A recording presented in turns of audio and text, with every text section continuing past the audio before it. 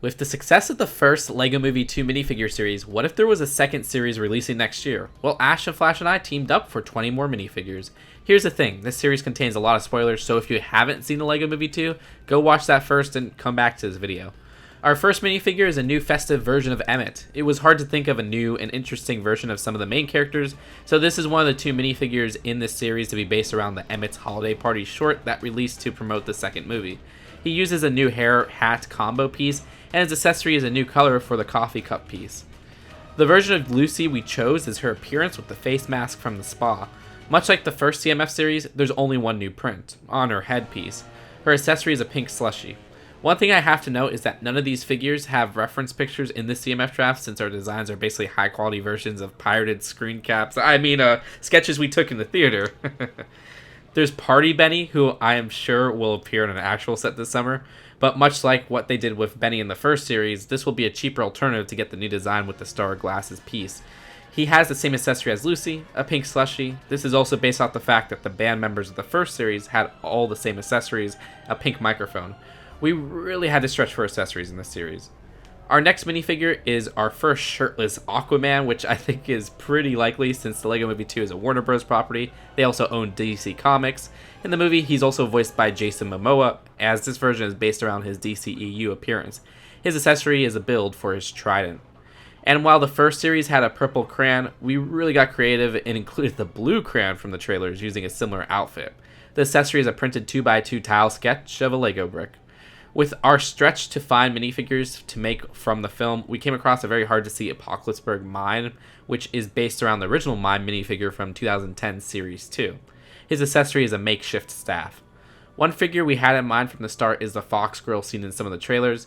She would use a new mask piece, one of the existing tail hip attachments, and her accessory is a printed 2x2 tile of the wedding invitation. The second figure from the Holiday Party short is Batman in a Christmas sweater with a green cup as an accessory. Creative, I know. Another remake of a classic CMF is the Apocalypseburg Egyptian Queen, who's updated with the newish dress piece, and her accessory is a snake, the first time we'd get it in tan.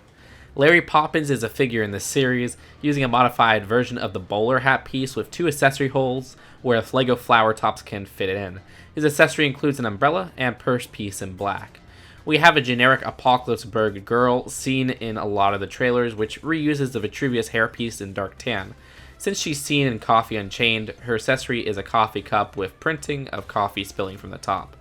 None of the sets include Apocalypseburg Alfred, so this is a great way to release him with all the cool new printing, and his accessory is the push broom piece in black. First time we're getting it in that color.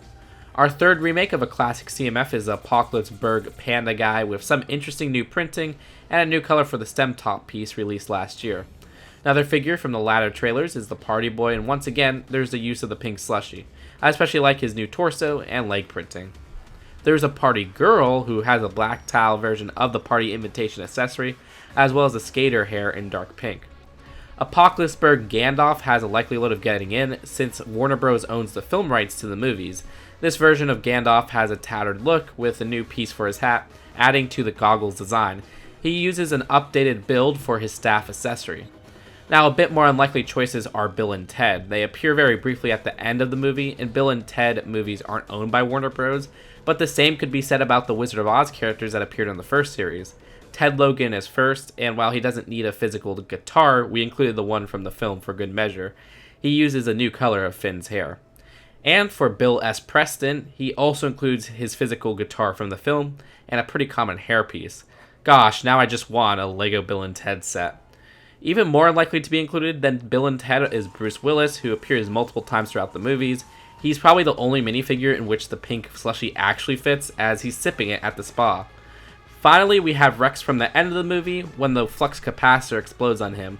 This is taken straight from the film, where he uses Kai's hair from the Ninjago movie sets, and we use the reddish-brown arms with limited printing to display the burnt illusion. The thing that makes this a bit unlikely is that Warner Bros. Doesn't own the flux capacitor, but perhaps it can be something they pay to license out in this series, sort of like how they license out the crazy glue in Lord Business's Evil Lair set from 2014. Either way, our take on a second LEGO minifigure series based around the LEGO Movie 2 is right here. Okay, it may not be our strongest series in terms of minifigure choices, but it's hard to make a second series when so many figures have been released across the sets already. As always, thanks to Flash for the artwork. You can check out his YouTube and Instagram in the description below. Subscribe to be the first to find out about new CMF drafts. We have a lot more coming soon. I'll see you guys later. Peace out. Bye.